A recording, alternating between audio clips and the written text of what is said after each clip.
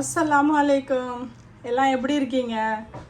இன்றைக்கி நம்ம என்ன செய்ய போகிறோம்டா, மைனூஸ் தான், கார்லிக் மைனூஸ் தான் நம்ம இப்போ செய்ய போகிறோம்.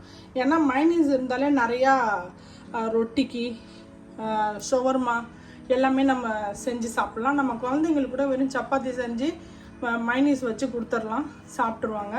அதுதான் ஈஸியாக குயிக்காக எப்படி செய்யணும் அப்படின்ட்டு தான் நான் இப்போ உங்களுக்கு வீடியோ ஒன்று போடலாம் அப்படின்னு செய்ய வந்திருக்கேன். கார்லிக் மைனூஸ் தான் செய்ய போகிறோம். உங்ககிட்ட ஹேண்ட் கிரைண்டர் இல்லைன்னா நீங்கள் மிக்சிலேயே செய்யலாம். இதை 3 பல்லு கார்லிக், ஒரே ஒரு முட்டை, வெனிகர் 2லேருந்து 3 ஸ்பூன் கிட்ட, ஆயில் 250 கிராம் ஆயில், கொஞ்சமா சால்ட், கொஞ்சமா சால்ட். இப்போ நம்ம ஹேண்ட் கிரைண்டரால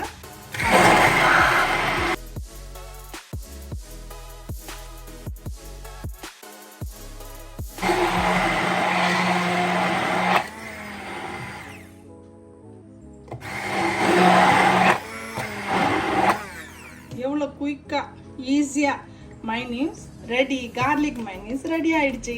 இங்கே பாருங்கள், இதுலேயே நீங்கள் வேணும்னா இன்னும் ஒரு 200 கிராம் எண்ணெய் போட்டு நீங்கள் வந்து ஒரு முட்டை, இன்னொரு முட்டையை சேர்த்து நீங்கள் இதை செஞ்சு எடுத்துக்கலாம். நம்ம ஒரு முட்டைக்கு இவ்வளோ மைனூஸ் வந்து எடுத்து காமிக்கிறேன் பாருங்கள். மைனூஸ் பாருங்கள், பாருங்கள்.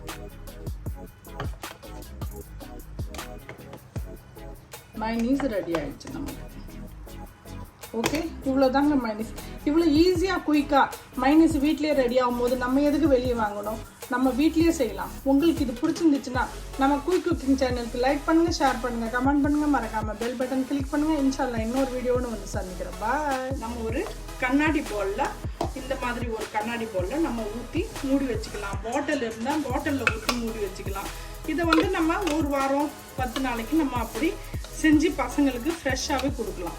இது நம்ம ஃப்ரிட்ஜில் வச்சிட்டோம்னா கொஞ்சம் கெட்டியாக ஆகிடும். இதை வந்து நம்ம ஃப்ரிட்ஜில் வச்சு நம்ம பிள்ளைங்களுக்கு எப்போ வேணுமோ அப்போ நம்ம கொடுத்துக்கலாம். ஈஸியாக ரெடி ஆகிடுச்சு இல்லை? செம்ம.